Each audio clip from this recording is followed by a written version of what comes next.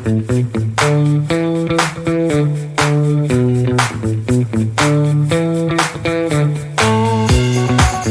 hey guys, this is a funny story.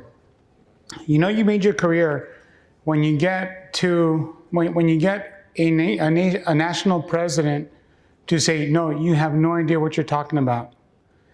So a little background story on this. Probably around towards the end of September, a hacktivist group decided to attack the Mexican military, the Colombian military, the Chilean judicial system. The group was called Guacamaya. And they started working their way down into Latin America. They used very basic techniques to get into a lot of these national enterprises that are there. So, being the security person that's out there, we wanted to help as many people as we can understand what this attack looked like. So we brought back, I don't know if he's in there. Well, so this slide shows about the Mexican president saying, oh, that attack never happened. Very shortly after he said it never happened, he publicly said, okay, it did happen, but it didn't happen in the way that you said. And by the way, you should all be very careful because if you're in the military, you may have lost your personal data. It's kind of bad in those parts of the world because you got opposing militaries, the real military, and you got the not so real military that carries bigger sticks. Now they have a list of people that they can go after. All of that data was actually lost and it was published and people have it out there. I think it's about 6 terabits worth of data that Guacamaya published on out there, had names, addresses, and stuff along that line. That same attack, probably about 2 weeks later, hit the Chilean judicial system. Same sort of exploit was actually taken, or same sort of goal was achieved. Huge data exfiltration, political targets, lots and lots of intra-government sort of things were used there. The one key thing that they have in common is the attacks operated just about the same way. They used exploited credentials. Those exploited credentials were used to move inside the network. Once those credentials were established and they had a foothold in the network, they were able to move laterally and infect all sorts of systems that are there. Now there's an interesting question. Being on the island kind of gives us a sense of security that, well, hey, you know what, that may never happen here. The same techniques that were actually used against the Colombian military, the Mexican military, the Chilean judicial system were employed by a different threat actor in a local company here in the island. The impact was not as big. Well, measure big by nation versus a company. It was a huge impact that happened over here. But on top of the same tactics being used, there's commonality that exists here. All of these companies had a firewall. All of these companies had a proxy or some type of content filtering system out there. They all had some type of endpoint protection software that are there. Different layers of security were employed to try to prevent these sort of attacks from happening. These organizations, luckily, most of them had a response plan. They were able to respond and mitigate or contain the damage as soon as possible. I think in one of these attacks, they were able to detect it within 22 seconds, and they were able to contain it within 10 minutes. Within that 10-minute time window, they lost 6 terabytes worth of data. Shows you the difference of what a minute, a second can do when an outbreak happens on out there. But anyway, whoa, that just went kind of quick. So why are these attacks happening if all of our technologies that we have in place are working and nobody buys the worst technology? Everybody buys the best technology that exists out there. One of the interesting things, if you notice over here, the blue line moving from the upper left to the lower right is the effectiveness of the existing technologies that we have in place. It's just natural progression. We implement a security layer, that effectiveness over time goes down. Red line is showing the amount of threats that are on the way on up. The rate of this red line is driven by political motives. Maybe there's a whole bunch of money that's being employed there, or maybe they're just these kids that left high school and they took whatever skills they picked up and they started to use them in the open market. You can go into, I don't want to call it the dark web because it's just a part of the internet, but you can buy ransomware attacks. You can buy all sorts of attacks. You have $5 and a couple of fractions of Bitcoin, you have your own attack. But the interesting thing about this, this slide here is, as cybersecurity professionals, we are investing worldwide $262 billion to try to contain that window, that efficacy gap that is on the right-hand side of the slide there. From a vendor perspective, that's a huge market, man. And you know, we all want to do our part to help stop that big old breach window that's there. Now, all of this technology that we build on top of actually rides on the shoulders of human resources. The darker blue line at the bottom shows that the rate of people manning all of these technologies is barely increasing over time. We have an exponential rate of threats impacting the world, efficacy of our current technology that we're using going down, and the same or less amount of people manning these technologies. It creates this efficacy gap where somebody needs to do the work to be able to identify these threats, stop the threat actors, and contain them and mitigate them. Otherwise, we end up on a newspaper somewhere and that president of that nation says this attack never happened. So the good news, well, it's going too fast. The really, really good news is there's this technology called XDR. Now, I don't like acronym soups, but to give us all a common frame of mind as to what an XDR is, if we take a look at Forrester's definition of an XDR, boiling all that down, they say that an XDR type of technology is a technology that takes EDR and takes it to the next level.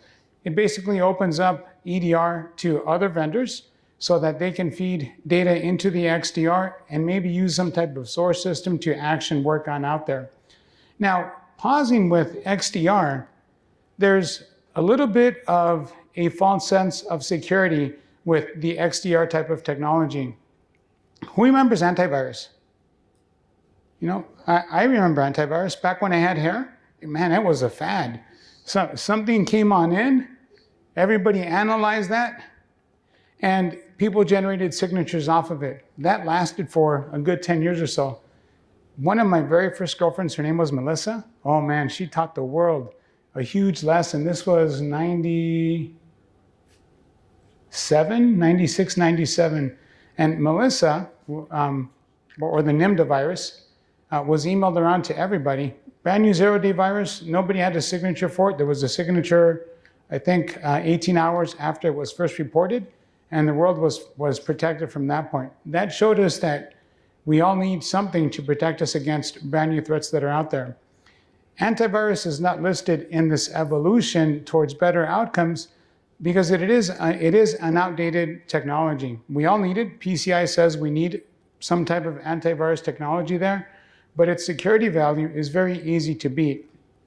Or yeah, bad guys can beat antivirus very easily. The key premise of antivirus is something comes in, we know it's bad, everybody come to this spot, generate your signatures, let's protect from this point forward. But with a little bit of manipulation techniques, I use this technique where I echo to the end of a file an empty space. What I've now done to that file is I've now generated a brand new signature, and that file will totally bypass any antivirus that you put on there, any antivirus, I said that correctly. Now, that bypass technique and other more complex bypass techniques gave birth to the first item on the lower left-hand side, the NGAV. Now, next generation antivirus technologies, very well needed, but what's the difference between an antivirus and an NGAV?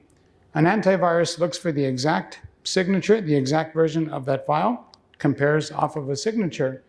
An NGAV says, I don't care about the signature, I care more about the content of the file. NGAV says, here's a file, let me analyze the file, I will generate statistical models that will help me identify the core of this file in any different version of this file out there. You look at the exact malicious code that's in there, generate tokens, statistical models, AI says this file is bad. Now, huge technological evolution that happened there. But if you take a step back, what is it really doing to us? NGAV still needs a file, to be delivered to the system. That file still needs to be identified as bad. Once it's been identified as bad, those statistical models are generated, and you are now protected from this point forward.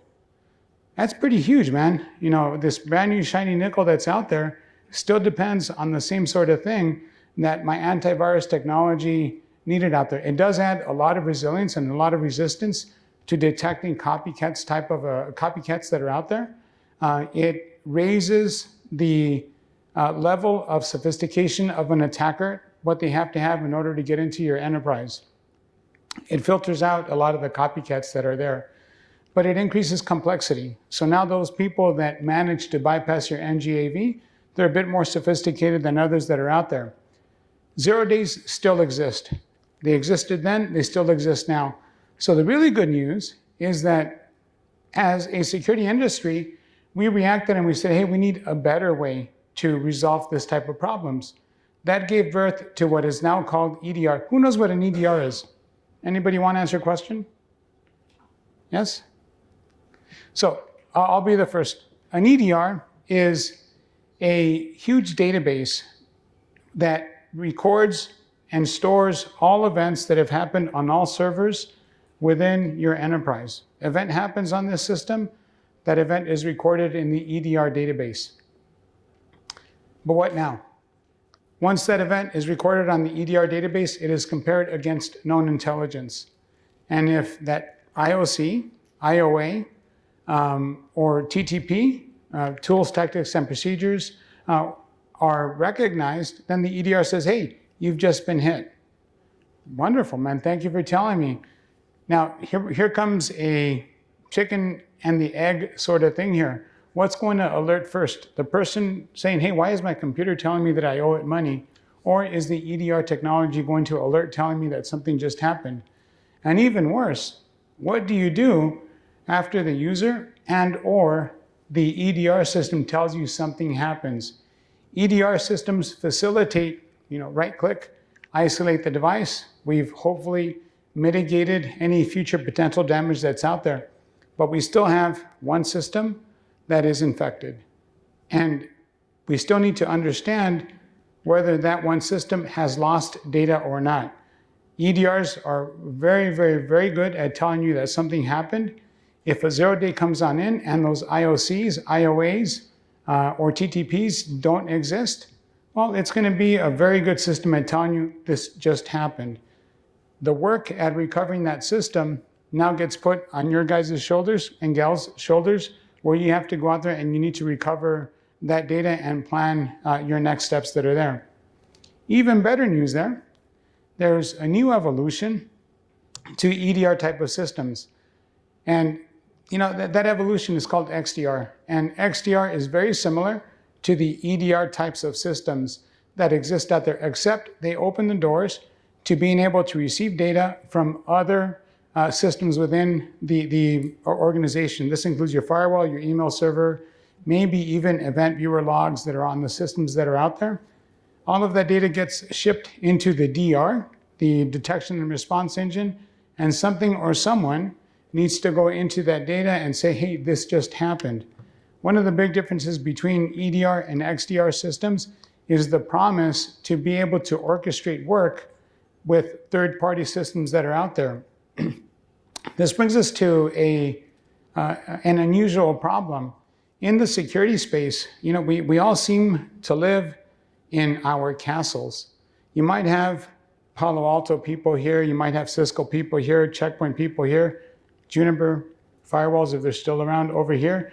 And we all develop an affinity towards our favorite security brand. But none of these systems talk to each other. So in order to facilitate the data exchange, a bridge needs to be put in the middle. That bridge, most of the time, is a SIEM. That SIEM does a translation, maps out all of the fields of all of these systems that are speaking different languages, and feeds that data into the XDR system. The XDR system looks through its known data, says that something happens, and then it sends a response package to a different bridge, because all of these other vendors don't speak the same language, and that SOAR type of system sends a response action that's out there. how long, does anybody know how long it takes from a SIM to record an event for the XDR system to say this is bad, the XDR system to orchestrate something on the source system, and that SOAR event to finally push the response action to the endpoint? How long does all of that take? It depends. It depends on what the event is. It depends what time of the day it is. It depends who's watching. Most of these attacks that we saw on the screen here either ran around 5 p.m. on a Thursday or 5 p.m. on a Friday. And they're timed that way on purpose. Some places, Fridays, people don't work. Some places, Saturdays, no way you're going to find anybody out there. So they time their attacks to work at those specific times where human resources are at the lowest availability there. They buy themselves additional time. Question? See, he raised his hand, man. I thought he had a question. No, him. No, all right, man. He's like, me? No. No, but anyways, now I have a question for you guys. Who knows what an IOC is?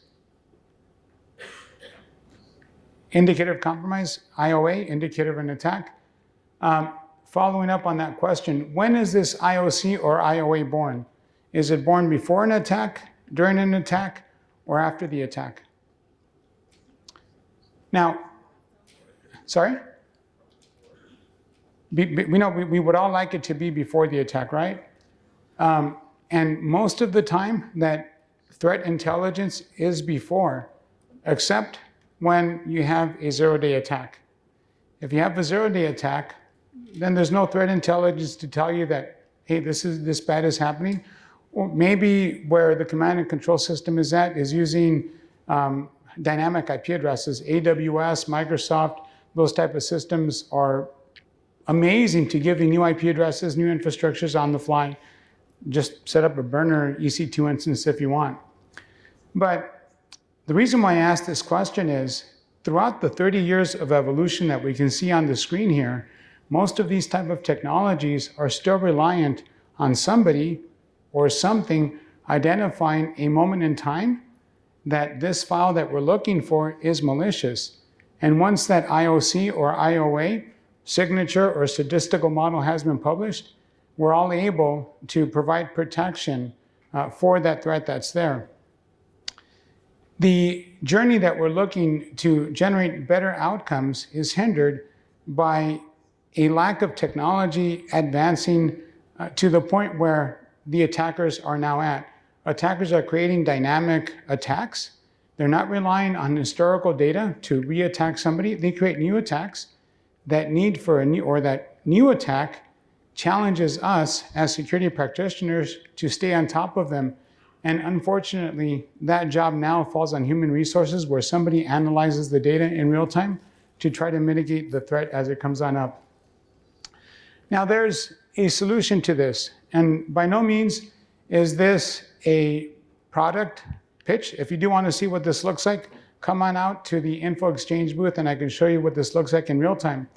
But the real answer to this evolving dynamic problem is to have a dynamic XDR or a dynamic detection and response system. So what is a dynamic system out there? Imagine being able to create those indicators of whatever in real time. Instead of focusing on signatures, statistical models, indicators of an attack, focus on outcomes. As something happens on device A, that device A action leads to action B, analyze the relationship between those two events and ask the question, is this a bad outcome? Having the system itself ask that action. As soon as that happens, if it is bad, then the protection system raises its hand and said, hey, this is bad, what do I do? Then it automatically starts a response action to help recover from that specific event. And if you come down to the booth, we can show you what this looks like. But one tidbit of information that I want to urge you to do, as you go down, if you go down the XDR route, whatever solution you look at, be sure it's not tied to a cloud of some sort. Be sure it's not tied to indicators of an attack, indicators of compromise. That gives you an anchor to historical data. If a zero-day attack comes through, it's probably going to go through, and humans are going to have to respond to that at some point. Second thing that your next security solution should do, if you look on the left-hand side of the screen, it should be able to natively absorb data from any device within your network, including these guys as well. Attackers have a 90% greater chance of getting your password if you deliver a phishing message to a cell phone. Well, why is that? How dare anybody send me malware on my phone? If it's a personal thing that lives with you, my wife calls it my second wife. It is what it is, right? I spend all my time on there, and it's me. It's an extension of me. So if I get a pop-up on my phone that says you need to re-authenticate, there's a really good chance that I'm going to be putting my password. We don't understand what's on the other side of that window that's there. So whatever XDR system you look at, be sure it has the ability to also incorporate mobile data and response data out there. The Mexican Guacamaya attack started with a cell phone. And it's funny, one of the things they discovered, the Mexican government was using the Pegasus malware that affects cell phones to spy on political rivals down there. Wow, man, that's talking about blowing your mind. But government spying on government. But anyways, other thing that you want your next generation system to use is be able to absorb software logs that are out there. A good example of this is many web servers generate the access log and they generate the error log. How often do people read those server logs? Some people may read them often, some people may not read them. And some people may have a SIM and they may have the web server people monitoring those logs for availability. But what a web server operator looks for is different than what a security practitioner is looking for. If you can detect a specific pattern in 404 messages coming out there, that might be an early indication that something bigger is coming. So it's a good idea to also incorporate your software data as well into the XDR system. Cloud systems, man, cloud is all the rage now. Bad guys use it. Bad guys use the cloud as well. Be sure you're able to incorporate the cloud data as well into that system there. Storage. Who has S3 buckets in the cloud? One of the biggest embarrassments is when somebody generates an S3 bucket in the cloud and they don't secure it. You want to be able to incorporate those S3 logs into the XDR system so that you can respond just in case something happens. And then lastly, infrastructure. You have your infrastructure that's out there. Your firewall is allowing, your firewall is blocking information coming into the firewall. Put that into the XDR feed as well so that you can get information as to what's going on. But getting the information into the XDR system is half of the problem. What do you do now? You have all of these systems feeding the data into the XDR system. Do you have to have a thread feed that's analyzing this data? Well, yeah, if you want. But your next generation XDR system, your evolved XDR system, should have the ability to generate indicators off of behaviors. If you see a malicious behavior, have it raise its hand up and say, hey, something just happened. I detected this event based on behavior. I need to do something. On the right-hand side of the slide, we can actually see we start to get into outcomes. We've detected a malicious outcome. We send that outcome over to any SentinelOne, they pay my check, endpoint. The endpoint cleans itself and starts to orchestrate additional work without the need of having that SOAR bridge in between. Have it do it natively there. Or after you clean the workstation, or the workstation cleans itself, package up all the triage data of what just happened and send it to a human so that the human can double check the technology. You don't need to do it, but once the system works for you, go out there and make sure that it did the right thing. SentinelOne also believes that we need to be a part of the security ecosystem. So you need to speak a common language. With a common language, format the event data, make it available to any third party that's out there. we have developed this ecosystem where any event that comes into us, we're able to action, knock on wood, on just about any third-party system that's out there. There is some castleitis that exists where Cisco doesn't want to play with us because they're Cisco. Microsoft doesn't want to play with us because they're Microsoft. But we do our best to work with those technologies. We make the data available for them. They just need to do something with it. Any questions before I move on? I promise 2 more slides and I'm done.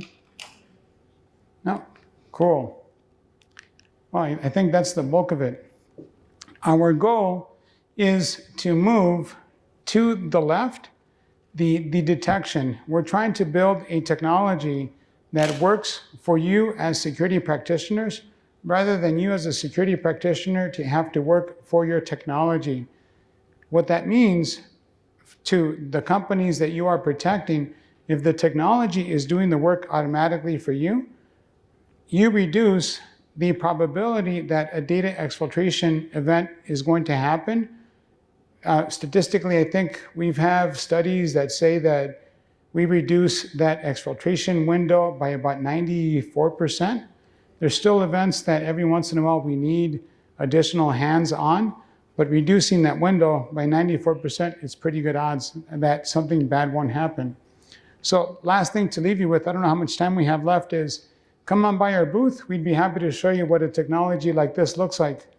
Any questions, concerns, complaints? What did you call it?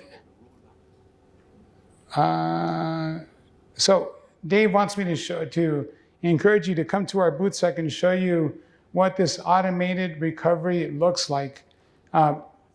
Detection is not enough. Detection says something just happened. Answering the what now question, something just happened.